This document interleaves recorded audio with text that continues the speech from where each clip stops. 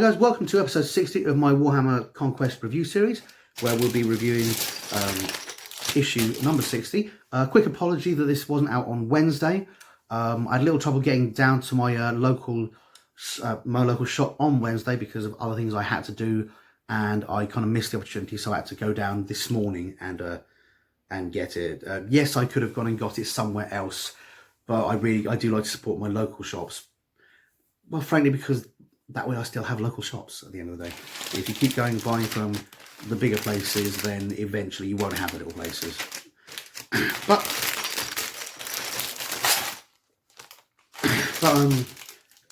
enough with that. On with issue 60. Model-wise, this is another catch-up issue. We're seeing a lot of these where we get something new and spangly in some issues, and in other issues we get the plastic that finishes off the squads.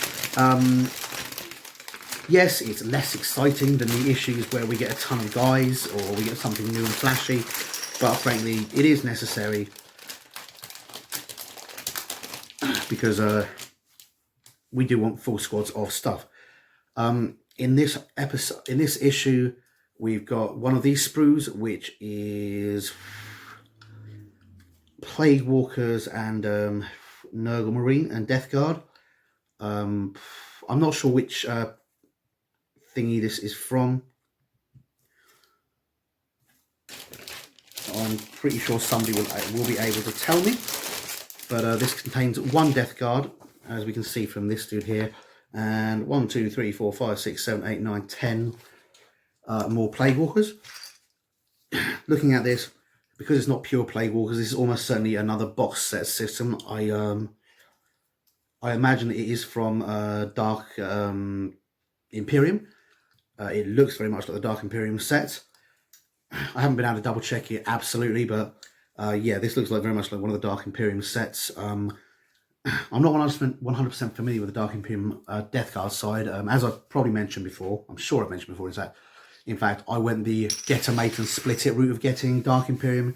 My mate Carl took all the Death Guard because he was thinking of starting a Nurgle army because he really likes diseases. He used to be a biochemist, which is vaguely worrying in and of itself. You know, he's the kind of guy who likes Nurgle and has the knowledge to put his plan into fruition. And I wanted the new Marines that had come out, the new Primaris Marines that had come out. So we split the box. Set. But yeah, this appears to be, let's say, another one of the Dark Imperium sprues, which is where not all, but I think yeah, Dark Imperium's has been doing the bulk of the work for this magazine series. So yeah, we've been seeing stuff come in Dark Imperium style sprues and work in whatever way the Dark Imperium sprues were divided. So, you know, like I say, in this case, 10 Poxwalkers, 1 Marine. One of the other sprues we had a few Poxwalkers and more Marines. But yeah, it's given them a fairly easy way to divide up, even if when you get the numbers, until you've actually got these catch-up things, your numbers are a little weird. But still quite good. And as always, keep an eye out till the end of the episode, because these will be going up on a competition. And as always, we're looking at some fantastic quality plastic. It's one thing you can never really knock GW for the quality of their plastics. To be honest, with the quality of this plastic here, I'm really wondering why Finecast was such a big thing back in the day. I mean, yes, I've seen some of the detail you can get on Finecast, but I can't see why anyone would need more detail than this. They're incredibly busy, incredibly detailed models with very crisp and deep cut details. The Death Guard are a prime example. They're disgustingly detailed, but and the details are disgusting, but they really are amazing. And yes, I've seen some of the Finecast stuff, and some of the details on that are amazing. And I would assume that some of the lessons learned from Finecast are what went towards making their plastic better. So maybe that's the benefit of Finecast. But with this plastic, I really don't see the need for it anymore. Yes, you get some amazing stuff, but you know, this is fantastic. You don't. It's like, you know, if it's better than this, then you're talking like the high def. You're talking those high def televisions that are more high def than the human eye, and you're like, well, hang about, if that's better than I can see, what good is it for me? Although in my case, with my glasses, I think, and my deteriorating with age vision, many things can be seen in more details than they can with my eyes. Little sort of underline to that random rant there. Not knocking Finecast. Plenty of people do that. More pointing out that GW's plastic is as amazing as anything needs to be. It's really good. You know, there are very few people out there working to the same quality in plastic. There are a few. Weird Miniatures is one that springs to mind immediately. But, you know, a few, but not many. So let's go straight into the magazine. We've got page 1 with our lovely little contents guide and the signature from Ian, our spiritual liege. Oh, page 1, Forces of Chaos, Chaos Knights. I do like Chaos Knights. They're cool. The models that come out for Chaos Knights are very vicious and brutal looking. They still, to my mind, have a little bit of the spiky marine feel to them. If you're not familiar with that term, Chaos Marines were originally designed to work off the same model as normal Marines. Then as things developed, they wanted to make them look a little different. So what they did is they added spikes to them. Everything Chaos was basically the same pack and the same model as everything Standard Marine, just covered in spikes and chaotic iconography.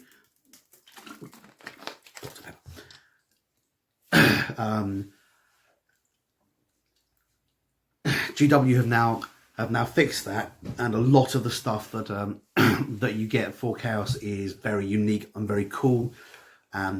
They don't get all the stuff that the Marines have. Both the armies are now very sort of flavourful in their own thing. Yeah, particularly now Primaris, even the basic Marines of Chaos, they're bigger because they're older original Marines and their bloodlines haven't gradually had problems over time. The Primaris are bigger because they've been fixed. They're Mark II Space Marines. Not Mark II Armour, Mark II Space Marines. Actually Mark III. Mark I would have been Thunder Warriors. Then Mark II would have been the actual Space Marines proper. Then we would have had some losses and some degradation of those guys as the knowledge of the gene seed was lost over time. Now we've got Mark III Space Marines, which are the Primaris, which are, you know, as I said, are quite similar in size and strength to the original Space Marines, but they're basically Space Marines fixed. Yeah. Sorry, twitching and talking at the same time, not always easy. But yeah, the Chaos Knights, like I said, they have a little bit of a feeling of, they look like standard knights with spikes on them. There are quite a few unique bits for them to show how they've been altered over time. But it makes sense that they look fairly similar because unlike the Imperial Guard and the Marines that have a reasonable, if incredibly slow pace of improvement and of change as they forget things and they have to invent new things, the Knights being from the Forge World are religiously and painstakingly built by the same patterns millennia after millennia with minimal change, and any change that's done to them is tested again and again and again over thousands of years before it's allowed to be introduced. So because that's how the Mechanicum works, and the Knights, despite being a separate wing like the Adeptus Titanicus, are still part of the Mechanicum and do still kind of operate to the same philosophy. So you can forgive them for that kind of, as I say, spiky marine feel. If for no other reason than the models are awesome. This is a standard knight. One of the first sort of knights introduced. Looks very similar to the original Reaver Titans. There are a lot of different knight models now. A bunch of them from Forge World, and I think three or four different ones. There's the Armiger style ones. There's the original knight, and there's the Warden ones available from GW. And then for Chaos, there's the Chaos Knights, which I think are the standard ones, and you can get alterations with them. And those kits, from what I've seen, because I haven't built the Chaos Knight kits, but from what I've seen, if you've got get a Chaos Knight kit, it comes with a lot of optional faces in that. So what you can do is take those faces and use them on the other Imperial Knights. So you can use your spare faces and spare spikes to turn your other models of Imperial Knights into Chaos, to make your Armiger look more Chaos, to make your Knight Wardens look a bit more Chaos. You've also got a lot of Forge World stuff, because Forge World like building big stuff. It is really how Forge World get our money, by going, here's something beautiful, and it costs a lot of money, and us going, shut up and take our money. oh, I haven't got a house anymore because I couldn't afford rent. Not that I'm discouraging buying 4x stuff. I'm just jealous and envious that I can not afford to. Probably will never be able to. 4x stuff is so good. But you've got a nice picture there of what is a beautiful model. It goes into the Chaos Knights, mighty war machines that tower over the battlefield. They are piloted by nobles who have turned their back on the Emperor in favour of the powers of the Dark Gods. Worth noting, a big chunk of these will come from the Dark Mechanicum and the guys that turned originally during the Horus Heresy. But Chaos Knights are... Imperial Knights are nowhere near the paragons of virtue that perhaps Space Marines supposedly are, and other guys supposedly are, and even Space Marines turn on a fairly regular basis to help maintain the numbers for purposes of backstory. So yeah, the Mechanicum does lose knights regularly, or rather, knights do fall to chaos regularly. When I say regularly, I don't mean every day. I mean, it's a constant, if reasonably low level flow. But certainly enough so that you've got a balanced battlefield. Enough to make up for the fact that you want to balance the armies on both sides. Imperial Knights are piloted by members of noble knight households, and most Chaos Knight pilots once belonged to them. It's nice to see they say most. It certainly gives the option of other people taking control of knights, or knights being demon possessed, which is also a cool thing. The way in which they fall into chaos vary. Sorry, the ways in which they fall into chaos vary, but all become twisted versions of the nobles they once were. In the same way that the souls of these mortal pilots are corrupted, their war machines are altered by constant exposure to the dark power of chaos gods. I would also imagine that there is, in the warp, there is this massive demon forge, and I'd also imagine that some of the knights end up in the demon forge, or some of the warsmiths and demon mechanics from the demon forge end up upgrading and tinkering with the knights to give you an excuse to have some A, awesome conversions, and B, unique weapons. It goes here to it goes through here on the little box we're used to seeing to describe the battlefield role, which is siege/war walkers, specialists, heavy assault, siege warfare, anti-vehicle combat, infamous houses. House Lucaris, House Vextrix, and House Chimera. So you kind of get from that they're big, they're bad, and they're scary. These are some roles they cover, but you've got assault, you've got siege warfare, you've got anti-vehicle. Kind of gives you an indicator that they, because they're so big, they can fill a wide variety of roles just by virtue of stomping on things.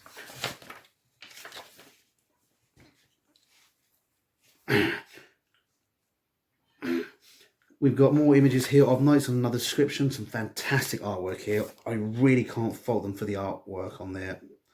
GW artwork used to be quite weird in some cases. They had and still have a lot of cool pencil drawings, but they also had stuff done which didn't... You'd look at it and the proportions weren't right, and guys were bent at weird angles. Over the past few years, they've really upped their game, and almost everything in their stuff looks... almost all their artwork looks amazing. There's some weird angles there, but they look fantastic. Here we've got what looks... I'm not entirely sure. You've got a serpent there, so maybe this guy's working with the Sons of the Hydra there, the Alpha Legion. So you've got a lot of cool stuff there. Chaos Knights have their own heraldry, but also they do adopt the heraldry of other legions and their Chaos gods, which is similar to Imperial Knights. Imperial Knights have their own heraldry, but if they're working with, for example, a particular chapter for years, decades, even centuries, they may adopt some of the heraldry of that chapter to mark their alliance.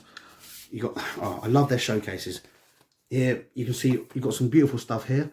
You've got power fists and guns and a chain, kind of this chain reaper, and again a power fist. Once again, a lot of this stuff is stuff that's unique to the Chaos Knights. In general, as you can see, they are the same kind of chassis and build of the standard knights. but they've got a lot of bits to add on to them. And that is standard with GW, and has been one of their kind of marketing tactics from the beginning, which is to make standardized things that they can sell to multiple people from multiple armies. That's one of the reasons why the Space Marines are one of their popular and one of their most pushed. Not because they like Space Marines more than anybody else, but because Space Marines are one of the more profitable armies. Even in this age of Primaris Space Marines, you can still take a lot of the Primaris and convert them to Chaos if you want. You can take a lot of vehicles and move them back and forth if you want. And there's no reason with a lot of these weapons that you couldn't re-equip them to non-Chaos Knights. I mean, that gun there, if you stripped off the spikes, you could put it on a standard Knight. And with standard Knights weapons, you could swap them over. We can see here the difference between these guys and the Imperial Warden Knights. These are based on the standard Imperial Knight chassis without the extra rocket launcher on top. But there is space for it, and there's no reason why you couldn't either pick up a spare one on eBay or pick up something similar from other... there are other companies that make sci-fi stuff that you can convert over. Obviously, be aware if you're playing in GW official tournaments, they can be touchy about any non-GW parts or miniatures, so be aware of that. And certainly there's nothing stopping you buying this, buying a Chaos Knight and an Imperial Knight and using all the spare bits from the Chaos Knight to Chaos up an Imperial Knight, as I said.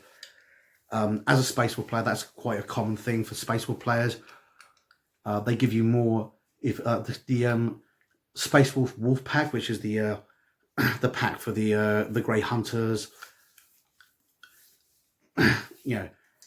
is also so full of extras that you buy that pack, then you buy Salt Marines and you take the extras from the Space Wolf pack and make Blood Claws, and you buy Devastator packs and you take the extras and you use them to make heavy weapon Devastators. The Space Wolf pack even comes with extras for Terminators, so you can buy normal Terminators and transfer them over. I believe there are now packs for Wolf Guards and for other specialist things, but originally you just you bought the normal stuff, you took the pack and you bought the Space Wolf pack and you expanded, and that very much seems to be the case with the Chaos Knights. You can buy the Chaos Knights. There are a lot of options, and the options you don't use to build your knight, you can then mix and match with the Imperial Knights that aren't yet available, may not become available for Chaos. So that in actual self-contained Chaos kits is what I mean. They're available in the Knights pack, the Knights rules. They're available in the Chaos Knights rules, but they basically one Chaos Knights pack, and they do about three or four different Imperial packs. So if you're buying if you're a Chaos player, you buy a standard Knight, and then you buy whatever other Imperial Knight you want, one or two even, and use the extra bits to mix the bits and spread the bits across 2 or 3 models to get a bunch of Chaos models. It basically allows you to do that without having to buy an extra Chaos upgrades kit for anything else. Again, we can see here you've got a bigger Knight there with all the Knight Tyrant, Sire of Doom. So, and you've got the Armigers there. I'm not aware, I don't know if the Armigers are available in Chaos. I don't think they are, but you can see there it's fairly easy to bring your other Knights into Chaos. So they're really, really cool. I'm just going to pause the video a second. And they come back. Probably something I thought I'd begin with, but just to give you an idea of the size, there's an Armiger. The actual Knights are about yay big. The Armigers are much smaller, but they are still quite big and quite good. And you can see the model itself is a clear, nice and clear lines. And then if we compare that to the Chaos model, going there, you can see it's exactly the same model,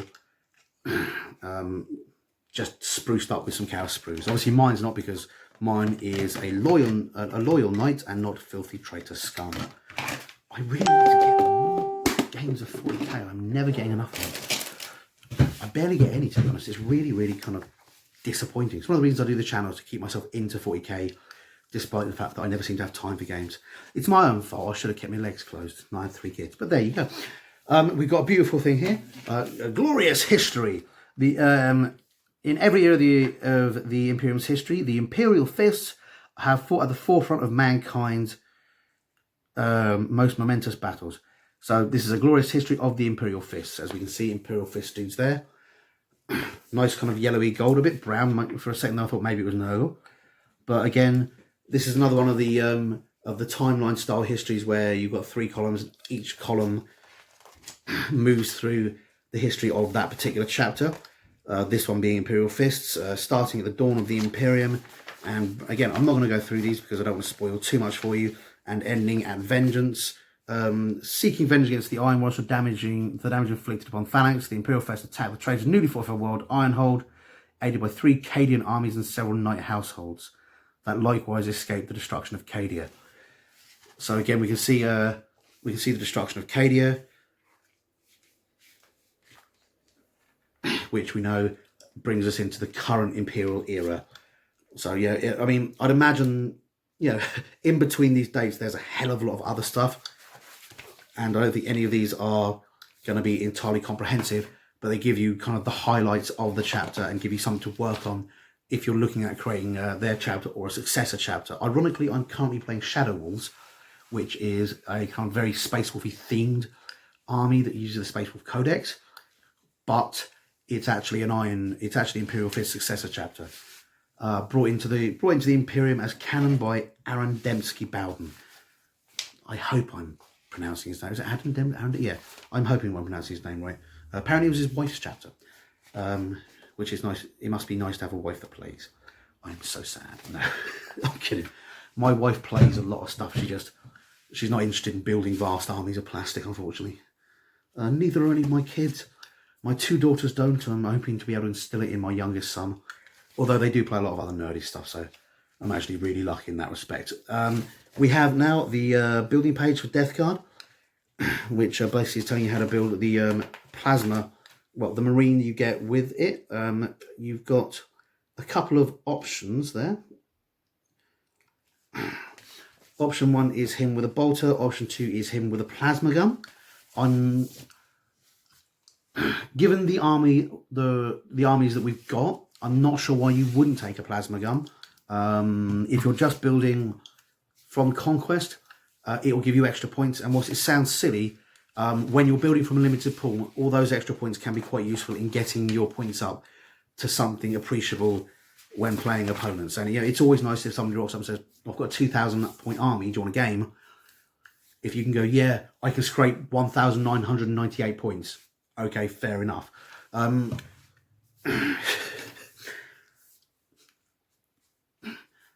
Also, I think plasma guns are probably my favourite 40k weapon, if only because I remember them on the original Crimson Fist artwork. I remember them in the original box set. They're one of the oldest They're one of the oldest kind of unique weapons to 40k. I encountered them with 40k before I encountered them anywhere else, and yeah, plasma guns and power fists to me are the weapons that scream 40k more than anything else. Yeah, flamethrowers exist everywhere else. You know, swords. There have been laser swords. People have killed each other with chainsaws. You know, but the plasma guns and the power fists are kind of almost unique. They're not. I mean, you know, I'm sure the ideas have been had elsewhere, but yeah, to me they are. It's the first place I encountered them, so they kind of have a special place in my heart. And then we've got the building instructions for more of your poxwalkers. Add this to the first set of poxwalkers you should have, what, 20 or 30 poxwalkers by now? You should have a lot of poxwalkers by now. And a lot of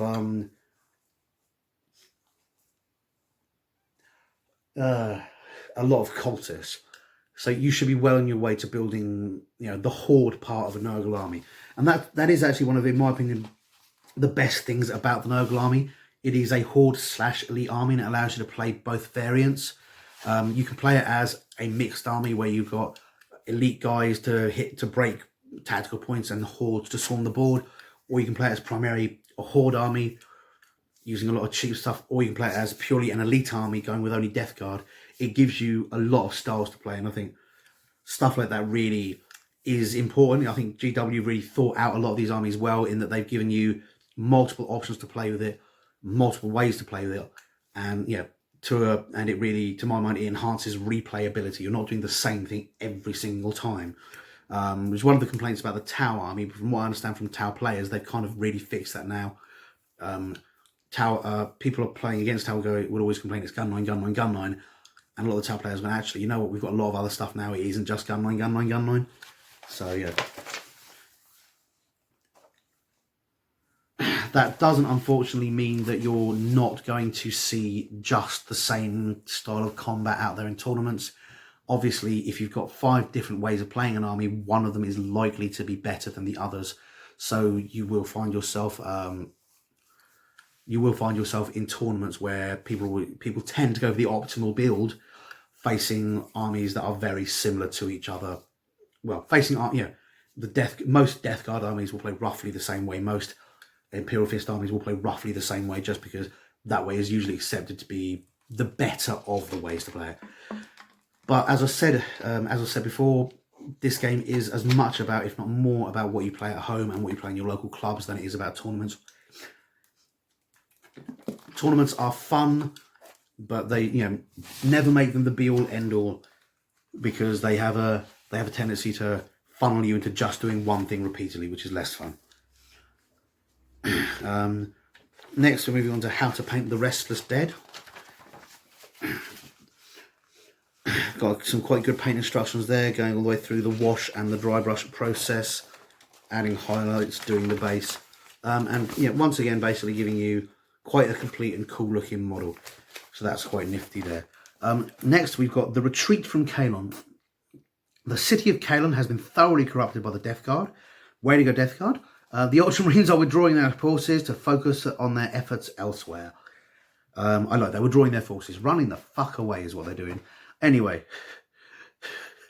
Ultramarines running away so yellow they could look like Imperial Fists. That's mean to Imperial Fists, really. While Ultramarine 3rd Company launches an attack to cover retreat, Archeron and his men, not Archeon, but Archeron, different guy, and his men must complete one more dangerous mission. Kalon's munition factories have been corrupted by the demonic sorcery. Many have been turned to creating destructive virus bombs, with which the Death Guard plan to corrupt all remaining biological life on Corvan 2. So, not high stakes, just all life on an entire planet. Using the 3rd Company's attack for cover for their assault, the Ultramarine strike teams must destroy those facilities before leaving Kalon to the enemy. Basically, the Ultramarines have lost this city, and what they've got to do is scupper it and get rid of anything that could be used against them, so that it's, basically a bit of a scorched earth thing there, but, common sense, you don't want to leave munitions factories in the hands of the enemies. We've got quite a nice little background bit there, and a almost fully 2-page piece of artwork there. That's really looking nice and cool. Got a lot of Death Guard in various colours there, and Imperial Fist in various colours there. Really gives the impression that the Imperial Fists, Ultramarines, that the Ultramarines are fighting that desperate last stand. I wish I had enough space to store all this scenery. I know that they probably don't play on this scenery all the time in GW. It's mostly used for creating these awesome photographs, but in my brain they do. In my brain, the back of my brain, they play on these. They build these awesome panoramas for take hundreds of photographs on, and then they just play on it all day long. That's all they do. As far as I'm concerned, they're just playing games all day long in GW. I know it's not. They're probably working their asses off, but I can't. That's kind of the dream that, they must play so much cool stuff. And I really hope they do. I really hope they're enjoying gaming, because frankly, if they're not enjoying gaming, then how the heck can we enjoy gaming? The parting blow. Here you've got the actual mission here. You've got a massive Death Guard setup zone. A teeny little Ultramarine setup zone there. The armies you've got are Death Guard, 3 command points. Lord Felthius, Malignant Plague Caster, Tainted Gohawk, 7 Plague Marines, 20 Poxwalkers, 10 Cultists, and a Plague Burst Crawler. So that's 30, 40. That's getting onto 14 models there. 40 models there. A little bit of Tourette's problem. Then we go to the Space Marines.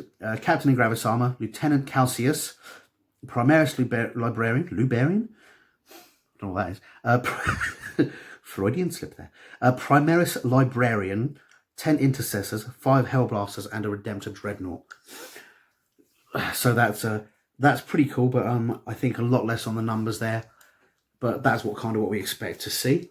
Death Guard player must deploy all their units first. The Space Marine player moves one of their units onto the board at the start of the first movement phase. The Space Marine player moves their units at the start of the first movement phase, and the Space Marine player takes first turn. So it looks like I'm right. I think you've got less points there in the Space Marine army, but because it's kind of an alpha strike, you get to see what the other guy sets up, and then you get to set up in counter to that, and then get first turn. So you set up second and get first turn, and if you haven't played games before, that's a massive advantage. You know, knowing where all your opponent's troops are and being able to put in the right troops to deal with them, and then getting the first turn to do it, you can sacrifice a lot of troops and still win with that. You know, so you can go in with a heavy points disadvantage. Victory condition: the first player to eliminate an enemy unit gets 1. The first player to eliminate an enemy vehicle gets 1. Eliminate the enemy warlord, 1. Each objective point controlled. 2. Where are the objective points? I cannot see the objective points. I am confused. Oh, yeah, there you go. You're placing the death markers down. They're not pre-placed. And the game lasts 5 rounds. The objectives, the Death Guard player places 2 objective markers in their deployment zone. Objective markers must be more than 6 inches from a board edge and more than 8 inches from any other objective marker. To control an objective, you must have models within 3 inches of it. Sorry, more models within 3 inches of it than an enemy at the end of the game. So, yeah, it's going to be one of those ones where the Ultramarines or the Space Marine players here really have to alpha strike and, you know, think wisely. You can't just rush in, grab stuff and hope to hold, because you're going to have a lot of firepower thrown at you. But if you're clever, you should be able to eliminate a lot of the problems. There's 3 objective points from killing things, which, if done well, I think will probably go... You know, the first player to eliminate an enemy unit, that should be the Ultramarines. And eliminate the enemy warlord and an enemy vehicle. The Ultramarines should be able to get those 3. The Death Guard will probably be able to get the second 2, enemy vehicle and that. Eliminate an enemy vehicle and eliminate a warlord. They might not, if the Ultramarine player is clever, the Ultramarine player might be able to keep their warlord and their vehicle alive, giving them a possible 3-point advantage there. So if you've got all those 3 and one of the control units, and the Nurgle player has 2 of them and another controlled objective, you're going to win by 1 point, which I think it makes it viable. I think with lesser forces, which I think you have a little bit less, you're not too bad off. You know, you've got 10 intercessors, as opposed to just 7 plague marines, and you've got 5 hellblasters and 2 characters. So yeah, you're not doing too badly at all. But yeah, I think it's an entirely possible one, made possible by the fact that you've got the chance to alpha strike. So if you're playing that one, really think, where are you going to put guys, and why are you putting them there? What is the reason? Do you want to take out that enemy warlord? These guys, which guys do you want to use to wipe out a lot of the plagues on pox walkers, so you can gain an objective? What units do you put where, and how do you keep your guys cohesive and stop them being split up and taken apart? But that's pretty cool. Okay, next issue. We're on to the back page now. Next issue 61. We've got a lot of nifty scenery there. These things are amazing as objective markers. They're much easier than putting a piece of paper or a dice or anything like that. It can be worth noting which objective markers are which on a piece of paper. So, you know, if the munitions dump is objective marker 1, right munitions dump objective 1, and if the reliquary is the second objective marker, write down reliquary, just so there's no confusion. I have had games where you've got to go, that's this, isn't it? Oh no, I thought it was that. And you've got 2 players who thought, oh, that's the reliquary, yeah. And confusion happens, or you get put to part of the game and you've got so many cool things that somebody thinks one thing is it and somebody thinks the other thing is it. And if they're different objectives, different points, it can happen. So always best to make a note of anything important. And in issue 62, another scenery issue, we've got the galvanic servo haulers. Another nice piece of scenery / objective marker there. They're reasonably large, so you can hide models behind it, so they are cool. In issue 61, we've got Imperial objectives. Learn about the Thousand Suns. Play on your new battle table, on your new battle map. Then we've got Galvanic Servo Haulers. Learn about the Crimson Fists, which I'm really excited for that one. They are one of the best chapters out there. They're also one of the oldest chapters out there. The first plastic box of Marines had the Imperial Fist on their artwork. They, I think last year, released a 30th anniversary Marine, which was the Imperial Fist Marine holding a gun, Crimson Fist Marine holding a gun. They're one of the oldest chapters, and they're also one of the most sort of heavily recognizable chapters that aren't a founding chapter. They're a successor to the Imperial Fist, and they're really pretty, they're pretty cool. There's a book called Rinswold, which is the story of the Imperial Fists. Read it. It's really quite good. It's one of my favourites. Mostly because it kind of, without wishing to add spoilers, it really does cover the relationships between Marines and humans and how complicated and problematic they can be, while still at the same time being a fairly strong relationship. So that's pretty cool. Then discover the Adeptus Custodes. The Adeptus Custodes are amazing. They've got their own army, which is only recently out. You guys have probably seen it. They are basically, Space Marines are mass-produced warriors, are mass-produced soldiers. Custodes are custom-made warriors, and that really is the difference. One is a set of military soldiers, the other is a set of like old-school style warriors. Each custode is operating as an individual and being trained as an individual. There's a whole history behind that. Most of it comes down to the fact that because they're all individuals, it really limits the possibility of betrayal. If one custodes were to betray the Emperor, it's unlikely he would be able to get all the other custodes to follow him, as opposed to when you get a military force, if a leader falls, or if a leader turns, the military force often turns with him. As you can see with the Heresy, when Horus turned, a lot of the guys turned with him because they were used to being loyal to Horus. If you actually go back through history, Julius Caesar had a similar thing. When he decided he wanted to be Emperor of Rome, he had the backing of his army. They followed him rather than Rome. Nero, Emperor Nero, who's known as one of the mad emperors of Rome, was the son of a general and was known as Little Boots. But I'm pretty sure I'm right on that one. By his father's army, and so when he declared himself the authority, when they tried to remove him because he was nuts,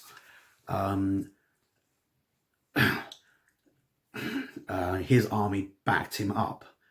So the Custodes are a very unique and very different thing.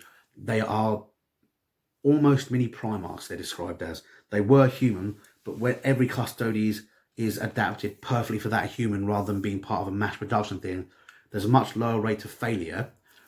You get much fewer Custodes because they're slower to make, but the Custodes you do get are a lot better. They're bigger than Marines, they're stronger than Marines, they're tougher than Marines.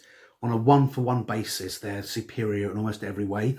Where they fall down is when they're not on a one-for-one basis. If you were to put a Custodes army against a Marine army, you'd have a fraction of the numbers, and they wouldn't work as well together. Whereas the Marines would take them down like a pack of wolves taking down an elk. You get a big deer. People don't realise that deer are actually bigger and stronger than most wolves. It's by having the numbers and by wearing them out, the wolves tend to win. And that's very applicable, supposedly, to the difference between Space Marines and Custodes. So it'll be really interesting to see what those are about next week. Right, as is often the case, I don't think I've had a Death Card giveaway for a while, but as is often the case, as is always the case, I don't collect Death Card. They're a great army, they just don't hold any interest towards me. I don't really like the aesthetic. Well, that's not true. I like the aesthetic as an aesthetic to look at, but it's not particularly an aesthetic that I want or I'd enjoy painting. The background is amazing, but again, it just doesn't grab me. So, make a comment below this video, and I will pick one of those comments. And when I say pick, it's usually by rolling a dice. And somebody will get, at random, this sprue of guys. Quick apology to the winner of last week's competition. I will get your stuff out to you soon. I'm still in that. I haven't moved jobs. I've gone from being an agency worker at my job to being employed full-time by my actual job, which is cool. That happened a couple of weeks ago, but I'm still in that kind of, adapting period where I'm sort of rearranging my life around the new shifts, and I'm having to swap about shifts and make things work. So I've just struggled to get places. It's another one of the reasons why this video is a day bloody late. Also, my kids are just sort of finishing their first term of school, so I've got all the first term reviews. My youngest finishing his first term at school full stop. My kid's finishing their sort of first term back after summer holidays.